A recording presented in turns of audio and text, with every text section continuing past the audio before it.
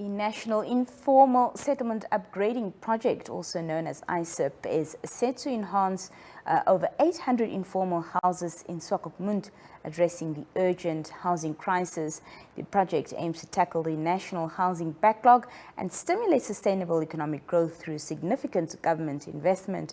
Joining us for a conversation on this is the Mayor of Swakopmund, Mr. Blasius Gorasep. Sir, thank you so much for joining us. Good evening and welcome.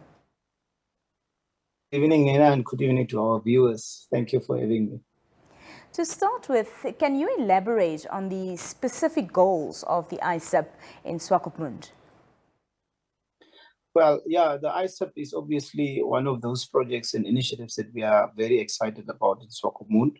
The goal, as the name suggests, is to upgrade the informal settlement.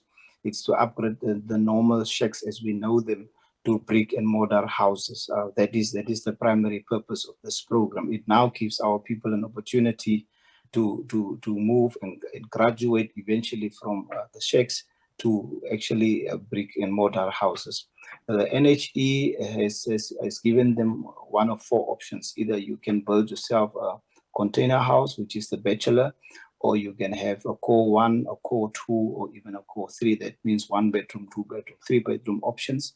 So the members would then apply to the NHE, and based on what they are able to afford, they can then enter into an agreement with NHE, and then they would sign the deal, and then NHE would then, where the shack is currently established, would then remove the shack and then build a brick house there.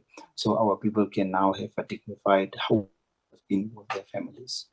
How does the upgrading of these informal houses, impact the local community? Well, for you and I, Nina, it's easy because you and I can now just present our pay slips and proof of income, and we can easily build whatever we want. But there are those members of our society who are less fortunate and who do not always have this privilege. So now this will impact their lives positively because, normally the process would be very slow. You would first get a plot and then you would try and save up.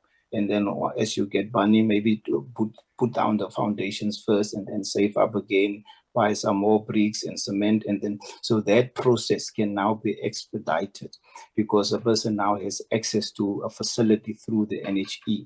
And that is really how people's lives are positively impacted by this program. And what measures can you talk to us about that have been put in place to ensure, efficient use of these allocated resources?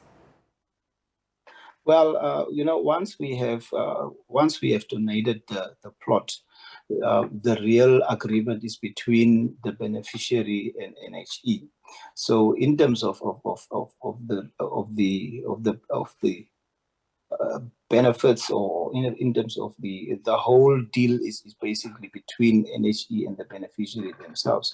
What must now happen is once the house has been built, our residents must just honor the repayments that they agree with NHE, so that that relationship continues to be there until you pay off your loan eventually. Mm-hmm. How was the comprehensive census, conducted, and what were some of, the critical factors that were taken into consideration when determining land eligibility for these residents? Yeah, when we started with this process of decongestion, we first hired temporary workers, and we embarked on a project, and we did a complete and comprehensive enumeration process where we actually went into DRC and took stock of what is actually there in terms of number of shacks. And then we interviewed people and we could assess, what is the affordability levels, who can afford what. And therefore, we were now able to determine, okay, this is the number of people, we have a number of shacks, this is the affordability, and then we could take it from there to see, all right, now we categorize. So this program is particularly aiming at those members of our society who are low to ultra low. Income earners of our society. So yeah, that is where we are catering now. So I think we have done we've done very well in assessing, collecting this data, and then that is the data that we have now made available to NHE so that they could come up with this facility. Finally, with the 895 beneficiaries expected, what is the timeline for completing the project, and what are the next steps, after the current allocation of this urban? Well, yeah, it is out of excitement that we always get this question of what is the expected timeline.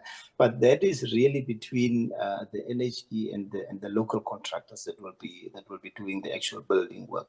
So that process is out of council's hands, unfortunately.